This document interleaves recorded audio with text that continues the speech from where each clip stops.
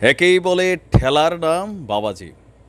আমি ধন্যবাদ জানাই আমাদের এইচএসসি যারা শিক্ষার্থী ছিল তাদের যে বিবৃতি এই মুহূর্তে সারা বাংলাদেশে যে আগামীতে যে এইচএসসি পরীক্ষা হবে সেইখানে তারা পরীক্ষায় অংশগ্রহণ করবে না। কারণ কি, সাধারণ বৈষম্য বিরোধী যে ছাত্র আন্দোলনটা চলছে সেখানে যে 9 দফা দাবি আছে সেই দাবি যতক্ষণ পূরণ না হবে তারা নিজেদের লাইফটাই ওয়ান কাইন্ড অফ রিস্কে ফেলে দিচ্ছে। তবে যখন একটা টোটাল কমিউনিটি একটা অবস্থানে স্ট্যান্ড নিয়ে নেয় তখন কিন্তু বহুত বড় বড় বাঘ সিংহ মহিষ এক ঘাটে পানি খায় আমরা দেখলাম।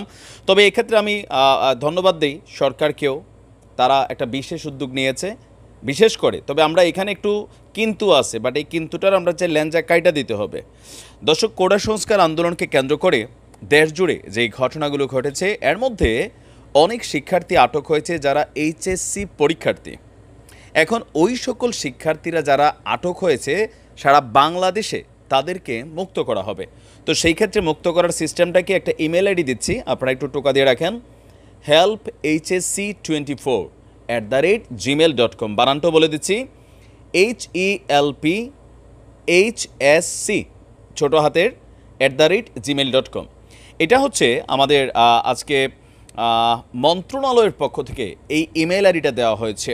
ইমেল আইডিটার আবার কারণ কি, শিক্ষা মন্ত্রণালয়ের জনসংযোগ কর্মকর্তা MA খায়ের তিনি নির্দেশ দিয়েছেন যে সারা বাংলাদেশে যে সকল এইচএসসি পরীক্ষার্থীরা বিভিন্ন কারণে মামলায় আটক হয়েছে তাদেরকে মুক্ত করে দেওয়া হবে। আর এখন এই তথ্যগুলো তো সবাই হয়তো জানে না সারা বাংলাদেশে কী পরিমাণ ছাত্র আটক হয়েছে। সো স্ব শিক্ষা প্রতিষ্ঠান অথবা মানে কি বলা যে কলেজের যারা অধ্যক্ষ আছেন বা বাই কলেজ আসলে এই বিষয়টাকে ডিল করবে।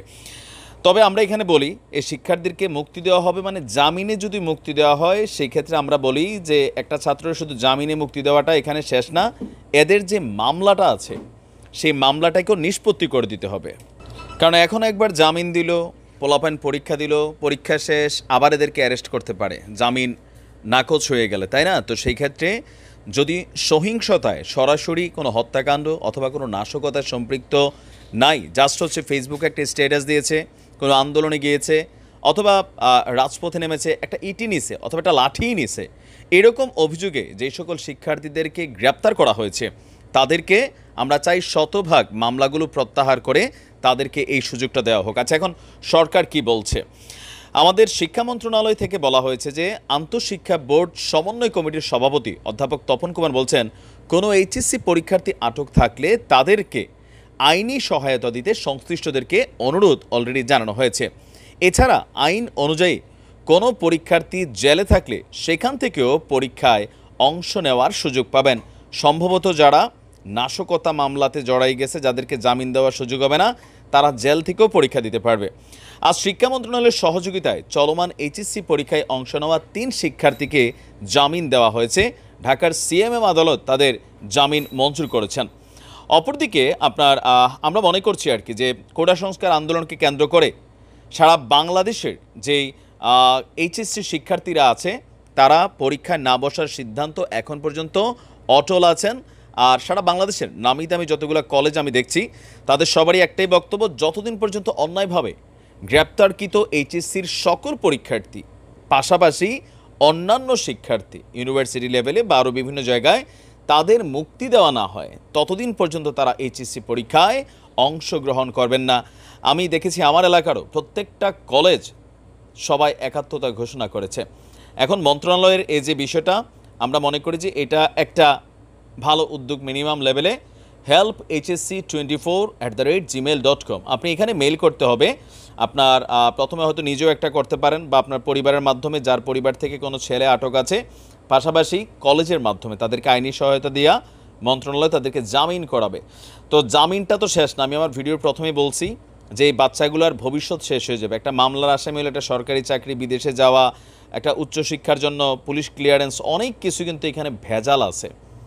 সো বাচ্চারা আবেগে অনুভূতিতে বিভিন্ন জায়গায় হয়তো একটু পিকেটিং করছে অথবা স্লোগান দিছে অথবা ফেসবুকে সে তার স্বাধীন মতামত প্রকাশ করছে, আর এগুলার কারণেই একটা শ্রেণী তাদেরকে মুক্তিযুদ্ধের বিপক্ষের শক্তি জামাত শিবির ট্যাগ লাগাই না যে ব্যবসা চলছে, সে ব্যবসার মধ্যে আইনা অনেক এলাকায় অনেক ভালো ছেলেদেরকে টার্গেটেড করে বিভিন্ন মানুষ কিন্তু ধরাই দিয়েছে।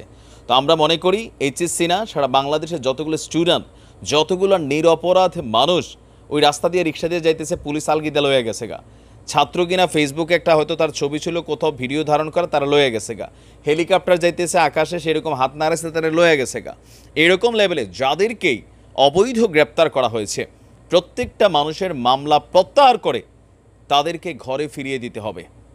দাবিতে শক্ত অনড় থাকতে হবে, কারণ একটা ছাত্রের জীবন নিয়ে কথা ভাই, এটা তার ফিউচার। এই ছেলেগুলো যদি এগুলো থেকে বের হইতে না পারে, তাহলে বাংলাদেশ নামক রাষ্ট্রটাতে সন্ত্রাসীদের আস্তানা হবে। কারণ এই ফ্রাস্ট্রেটেড ছেলেগুলা কোথায় যাবে? একটা জাতিকে পুরা আপনি মানে একটা জীবন্ত কি বলা হয় যে বোমা বাংলাদেশে ঘুরতে থাকবে, হাজার হাজার লক্ষ লক্ষ পোলাপাইন এই লেভেলে। আর এটা থেকে বড় ধরনের আরও সহিংস ঘটনার আশঙ্কা আছে। তো আমাদের দাবি, শুধুমাত্র যারা পরীক্ষার্থী তাদেরকে জামিন না, শতভাগ মুক্তি দিতে হবে, মামলাগুলো প্রত্যাহার করে পাশাপাশি প্রত্যেকটা যে স্টুডেন্ট আছে, নিরপরাধ মানুষ আছে, প্রত্যেককেই মুক্ত করে দেওয়া হোক। ভালো থাকুন, আসসালামু আলাইকুম।